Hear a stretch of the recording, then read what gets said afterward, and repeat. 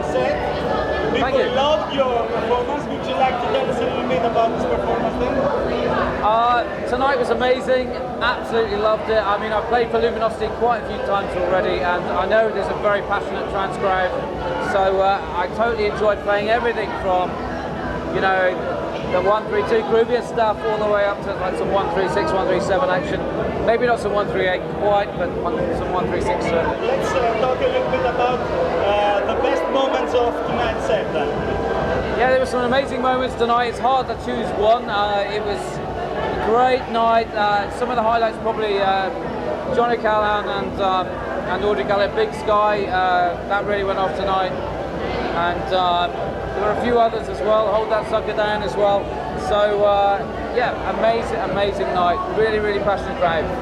Would you like now to tell us a little bit about your album? Why do you believe this album is entitled You Are Lucky People? Why we are lucky to have this album?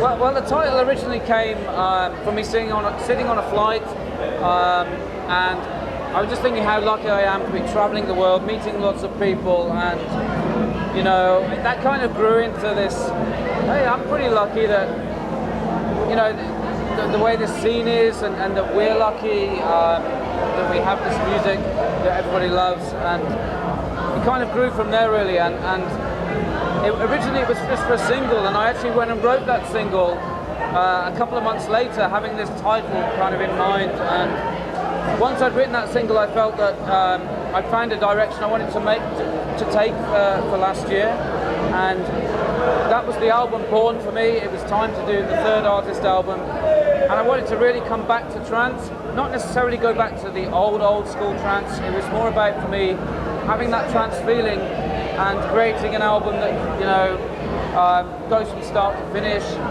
flows, and is a whole kind of body of work for an hour and 15 minutes. And so I kept on releasing music all through the year, and I took all those elements and then put it together at the end, which for me is the album, is CD1 of We Are Lucky People, which is the whole thing, all the runs from start to finish. I was pretty blown away by the response to the album. You know, I mean, things the way they're going. It's been this whole EDM rise, and what I was doing, certainly with the album stuff, was kind of going a little bit in the other direction, going a little bit more melodic as opposed to everything being built around a drop. Don't get me wrong, I love amazing drops, and you know, I strive in the studio to produce amazing drops. But for me, this past year was all about melody. You know, I wanted to create something that lasted longer than the latest track that has a big drop. So as for the success of it, you know, as I say, I was blown away. I was quite surprised. I think that the album was a genuine album. It was an attempt to do something a little bit different for me, and I think it came across musically as something that wasn't forced. And I think as people have listened to it, discovered it, that they've realised that, you know, it was a genuine effort from me to be something special. Forget what's going on trend-wise. This was about what I wanted to do that year, and I genuinely wanted to do something that I thought was beautiful. So maybe that's what people have got also from the album. So do you enjoy to produce more vocal tunes, or do you like more the instrumental ones that you can do a lot with melody? Or do you enjoy working with vocalists? I love working with vocalists, you know, working with Susanna, Betsy Larkin, Kate Cannell. You know, I can go on. All the vocalists actually on this album have been amazing to work with, and I'll certainly be working with all of them again as well. For me, I'm torn between vocal and non-vocal, and that's kind of reflected in the album actually. It's literally 50% vocal, 50% not vocal. So I'm always focusing on the music side. The vocalists bring in that extra element for me. I don't write the lyrics, you know, they come to and bring that element to it. So I like that kind of way that works as well. You know, it's two people coming together, bringing very different parts, and me as a producer putting it all together in one kind of. So did you send usually the music to the vocalists and they send you back the vocals, or they send you first the vocals and you put the music? How this collaboration works out? Most of my collaboration with vocalists work that they send me a vocal, or they may ask for some inspiration, but I mean, I don't tend to write many tracks where I leave space for a vocal. I've never enjoyed doing that because for me, I have to really get involved in the whole track as a whole. So I don't write any kind of like, you know, small sections which then allow space for something else. So what I tend to do is actually send them ideas, not always even my own, you know, that's like, please use this for inspiration or this, you know. Alternatively, I just say, look, grab an instrumental piece of music that really inspires you, sing over it. You don't even have to send me what it sounds like with the original piece of music. Just give me the a cappella and let me have my imagination, and you know, I'll create something new. That's the best way I feel. Which track from the album was finished very quickly, and which one took you longer to finish it? You know, the weird thing is that that's actually a difficult question because I have to say that last year was a very inspirational year. I found it very easy to make the music. The hard thing was finding the time to actually make the music because I was touring so much. But as for inspiration, I was finding everything was really flying well because I had this concept in mind for the album, and that's what you often need, is that idea of where you're going. So I can't really single out any track that particularly gave me any problem. I have to say 2013 was the easiest year for writing music for sure, 100%. So I was lucky. What things inspired you to write the tracks? Well, I get inspiration from all kinds of areas. I mean, you know, most of the time you're pressured to get in the studio when you can. You know, you're back on a Monday from touring, and you know you need to make the most you can of that time you have in the week. And I would say the inspiration normally comes from the scene in general. You know, you aspire to make something that sounds as beautiful as that moment in that track, or as rocking as that moment in that track. So what's going on around you often inspires. However, you know, the sweetest moments are always the ones where you take inspiration from something in life, a place, a person, an event. And you know, there have been a few events in the past few years which I have taken direct inspiration from. And things like Destination Anywhere, you know, I mean, that track was written with my bachelor weekend in mind. Had an amazing weekend going sailing with some good friends, and it was an eventful weekend as well. You know, the second day the weather was really pretty rough, and you know, we had a great time. And the boat was called Destination Anywhere. I took a photo of it, blah blah blah, you know, and the cover ended up being actually a photo of my foot kind of standing, just about to get on the boat with a nameplate, Destination Anywhere. And for the album, I'd actually taken some recordings as well on my iPhone, just of the kind of howling winds that were going on as we got off that boat.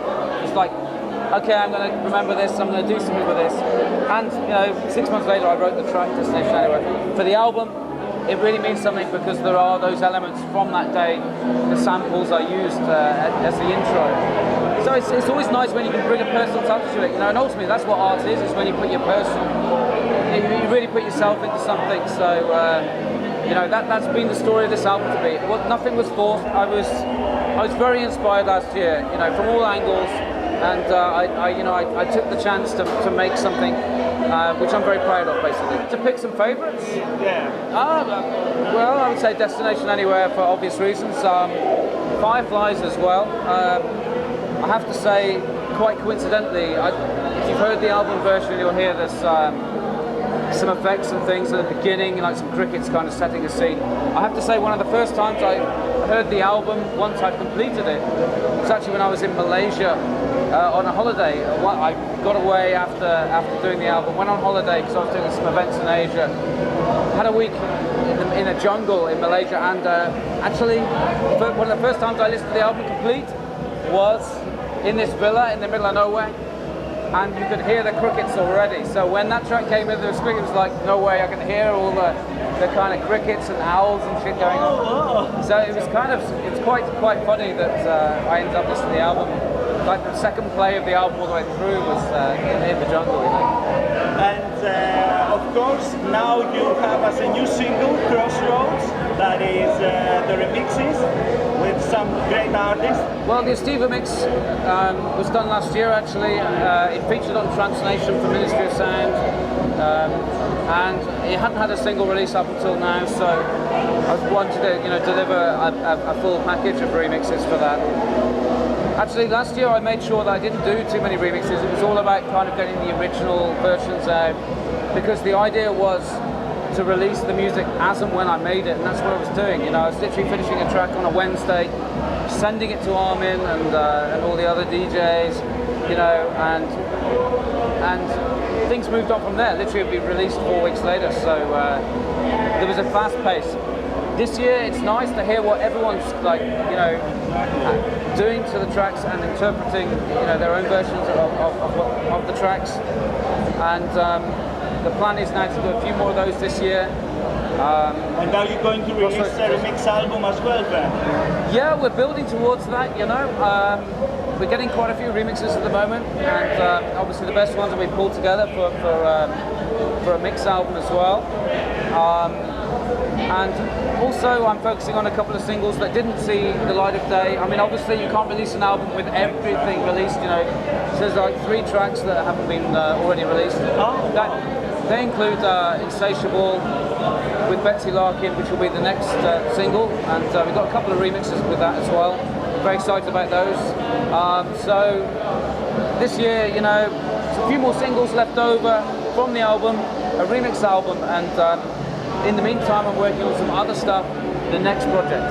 Okay, and tell us a little bit about your next single then with Betsy Larkin. How it was written and how the track came together?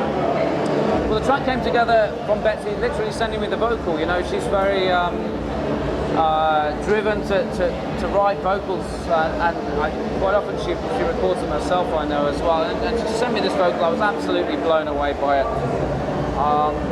So that's how it started, and then I built the track as I do, around the vocal. And the single is going to come with remixes from, I can tell you, Sean Tyas.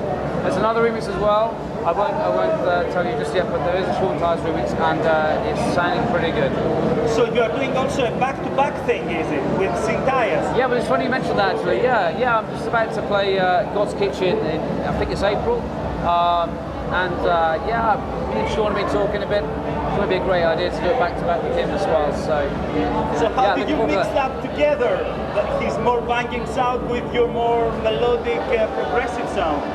Well, I think that's going to be interesting, I mean, it means that we both bring something different to the table, and that's ultimately what you want to do with a DJ set, is bring all these different elements together in one. I think if you have a set that's too straightforward, it's not that exciting. I'm very, very excited to see how we play off each other on that. Your back-to-back sets with Andy Moore worked really well. I remember your back-to-back set at Tomorrowland, and it was amazing. I remember Tomorrowland being the one where I was having a bit of a party myself in the booth. So Andy, I did see there was a picture of me standing on the decks while Andy's busy working away, and I'm going crazy. I have to say, I was maybe doing the partying for both of us on that night, but working with Andy is really good fun. I have huge respect for Andy.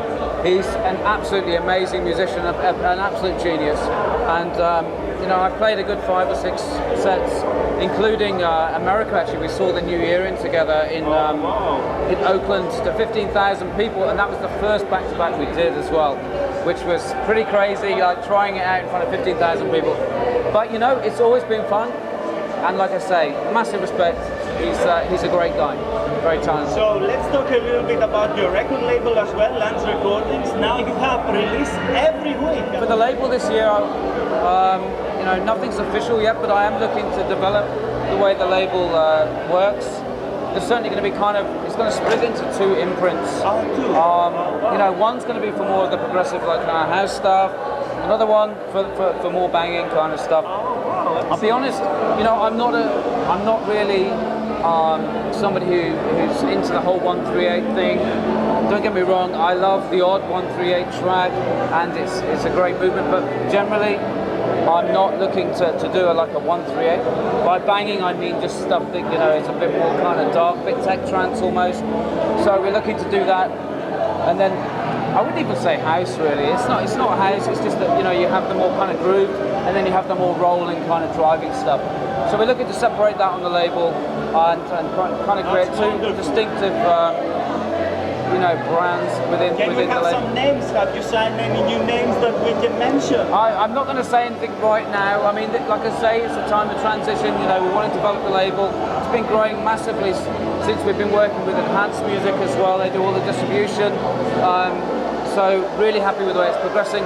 But for me, the label needs to kind of focus now on various areas that we want to develop it in. And for me, that needs to have different label imprints within, so people know what to look for and expect. Because I've always been one that wants to, not hone down too much a sound for the label.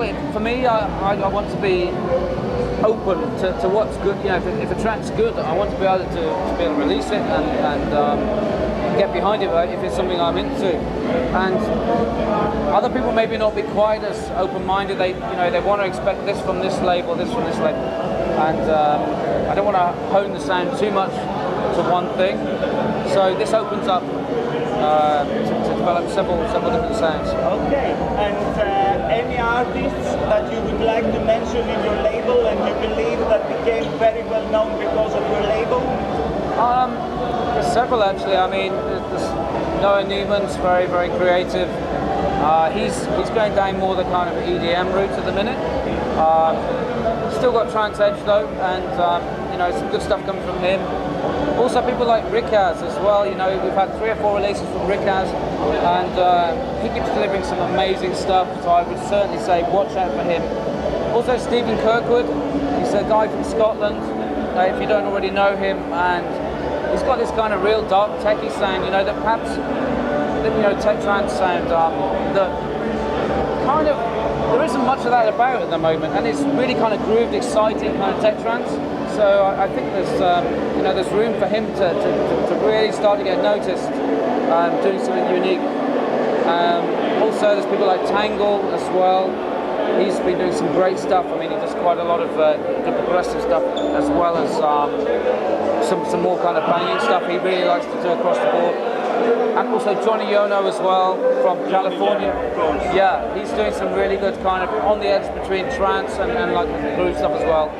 I'm scared that you could rewind and go back to a load of interviews where I've said it's the year of trance this year, every year for the past 5 years. But trance will always have this special thing, it's not, like you say, as much about the individual tracks.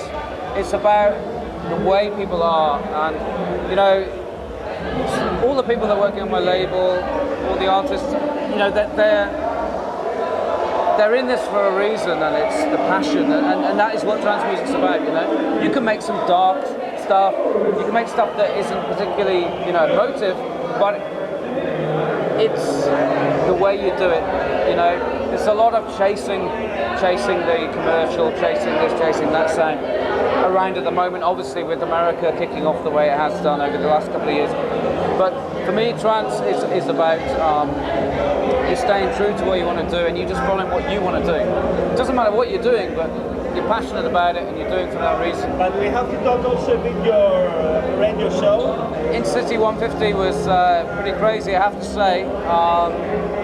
Wasn't quite expecting the avalanche of stuff on Twitter, which is going mental. I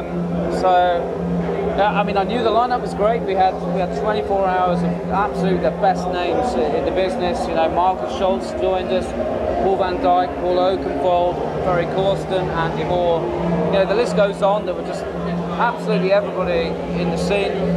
So I knew it was a great event. But what happened was, I think it was it was #1 trending at one point worldwide, which was amazing. But I think overall on that day, it was like the 7th biggest thing in America on Twitter after Thanksgiving. Ultimately, for me, the radio show is a way to keep in contact with people. There are a lot of people in the scene that don't get to see you play, very often. Particularly, people even don't get to go to clubs. So the radio show is another way to connect to your fan base, and I really enjoy doing it. I try and do the track list live every Wednesday night when the live broadcast is on AHFM. And it's nice to be able to connect to people. People ask questions or whatever, and So you are spending a lot of time when you do your radio show. It's not like you're just recording a DJ set and sending it off. No, for me, even though it's not actually broadcast live in the sense that I do the voiceovers live. For me, it is a live event every Wednesday. I'm there, sitting there, if I can be there anyway. Just ready to interact with everybody and have a chat with people. So it's an important event every week. It's not just a mix. It's more than that for me, definitely. Okay, so what someone has to miss from his life to become Lange then? You know what? It's really difficult to answer this one because I'm very lucky to be doing what I'm doing, as you know, that's what I feel, very much so. I would say you do have to make sacrifices, You have to make sacrifices in the sense that life does become pretty hectic. You're busy, you're on the road all the time, you're constantly almost on call, I mean, on the way to the venue I'm dealing with stuff that I need to be dealing with, and the traveling is very difficult. You do have to kind of really give yourself to that as well. That can cause problems, I know, for a lot of people in the industry. That causes problems with relationships. I'm very lucky that my wife is so understanding. She has such a passion for the music as well, and a belief in me, which means that she's happy for me to travel the world. Obviously, she travels with me when she can, but so without that kind of support, I would say you'd have to give a lot up. It would be very difficult indeed. You give a lot up, but at the same time, nothing's better than the reward you get from this. The meeting everybody every week, meeting fans who say that your music has touched their lives is just incredible, and you never really get used to that either. It's like, wow, you're so it's so powerful, eh? Yeah, it's really powerful. As a medium, music is so powerful for some people to change their life, to make them more happy, to make them more hopeful. I mean, you do take it for granted to an extent. Everybody takes everything that's good for granted, And but you get these wake-up calls when you get an email. I get sent through anything that comes through from fans or whatever, and I'm looking at what they're saying. I'm like, wow, this person's life has been, really affected by not just my music, but trance music in general or whatever, And you realise that how important this is, to people, and what position you're in. You're such a privileged position. Exactly. But it's difficult as well sometimes, Yeah. Sometimes I just want to be at home with my wife. Let's just watch a movie on the couch, But it's a very busy life, so you have to fight for those moments, the quiet moments as well. And you can get on top of it. And also I have noticed that you are very welcoming to your fans. You always want to take a photo with them at the end of the gig. You can get on top of you sometimes. I mean, sometimes then you arrive in the city and you've been traveling whatever amount of time, you're absolutely exhausted, you have to kind of switch on sometimes. But this is, like I say, it's a job. You have a certain responsibility with this job, You're lucky to be here. There are a queue of people who want to be where you are, and you have to respect that. Coming up this year, I have a compilation that's just been announced actually with Richard Durand. I'm doing In Search of Sunrise. Oh wow! Are you gonna be the second mixer, eh? Yeah. It's coming in. I think at the end of May, so I'm really excited to be doing this compilation. Obviously, this compilation has quite a history, and it's been great to be invited to do it. So really looking forward to that. So look out for that in end of May. When are you gonna record the mix? Are you gonna wait for all the tracks and record it in May? Let's say some days before you send it to label? Or? No. It needs to be done before that, obviously, to do the CD manufacture and stuff. But we always leave it as late as we can to get all the exclusives in. So I'm currently looking for stuff and pulling it all together. Why do you give so much attention on your music videos? Well, I can't take any credit for the music videos. We did a couple of really special videos actually in 2012. The Our Way Home video was a particular special one for me. I thought it was an amazing interpretation of the song, and the production team, Junction 15, who did that video, I have a huge respect for. They're very, very talented, and they managed to. It's almost like for me, the song was like 80%, 85% there. When they did the video, it was 100%. They really made a nice piece of work. So videos are important, but you know, I don't overbear on how the video is going to be. It's nice that you have these other artistic people involved and they express themselves. So that's what we try and do with video producers, is bring in people who have like some kind of quirky idea or whatever, and then it makes it, you know, additionally an extra kind of layer to what we're trying to do. You know, doing a music video often doesn't benefit the actual music, the record, from a label point of view that much. You know, it's like an extra layer for me anyway. It's an extra layer of doing something that's interesting for the fan base. You know, you don't directly always benefit financially from it. You know, I mean, the royalties, to be honest, are quite small from YouTube anyway. Okay, so Stuart, thank you very much. Thank you very much for your time, and we hope to see you soon on another event. I hope so too. See you soon. Excellent.